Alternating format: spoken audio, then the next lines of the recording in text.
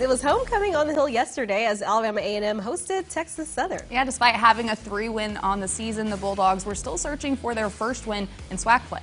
Yeah, we're going to get things started in the second quarter. Texas Southern up 10-7, but back comes Alabama A&M. Aqeel Glass throws the slant to Abdul Fattah Ibrahim. He makes a house call 57 yards to the end zone. At the half, Alabama A&M with a 1-point lead, 14-13. Nice. Now to the second half we go. A&M's workhorse Jordan Bentley. He's going to get the ball and score from 4 yards out. A&M jumps out to a 28-13 lead.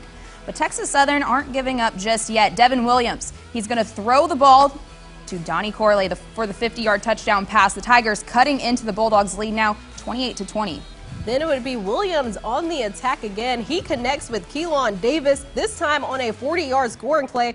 Ball game is tied at 28, so we're going to overtime. Bulldogs would get the ball first. Aqeel Glass, he's going to fire it across the middle to Ibrahim. This would be Glass's 4th touchdown of the game. He had 377 through the air. A&M leads now 35-28. Yeah, but Texas Southern with the ball facing 4th down, and Dominique Franklin takes the handoff, and he's going to get stopped by Marquise Price and the Bulldogs defense. Alabama A&M wins 35-28 in overtime. A huge win for the Bulldogs. But we caught up with head coach Connell Maynor after the game. If we'd have won it, we would have probably deferred just so we know what we got to do. But we was glad we got it first because we put the pressure on those guys and forced them to have to score a touchdown. But I'm proud of my guys for not quitting, not giving up, keep fighting in overtime. We got a touchdown, and then defense went out and got a stop.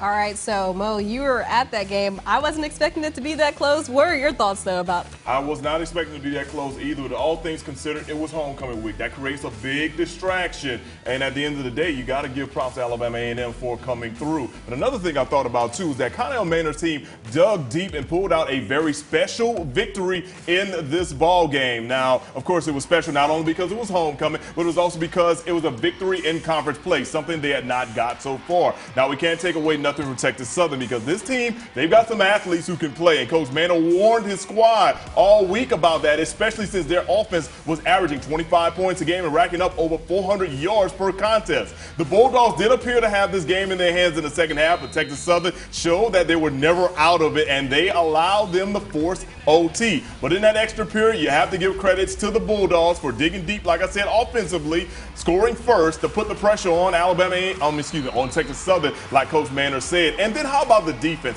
Coming up with a huge stop to end the game. Of course, that unit had been giving up some big plays throughout the season and during the game, but they made the biggest play when it mattered the most. Now, the Bulldog fans, they had something else to cheer about besides it being homecoming. Now, let's tell you about what's coming up next for Alabama A&M. They will hit the road next week to take on the G-Men of Grambling State. That's going to be a very, very tough battle in North Louisiana. The Tigers just whipped Jackson State for their first win of the season last night. Kickoff is set for 2 p.m. next week in Grambling, Louisiana.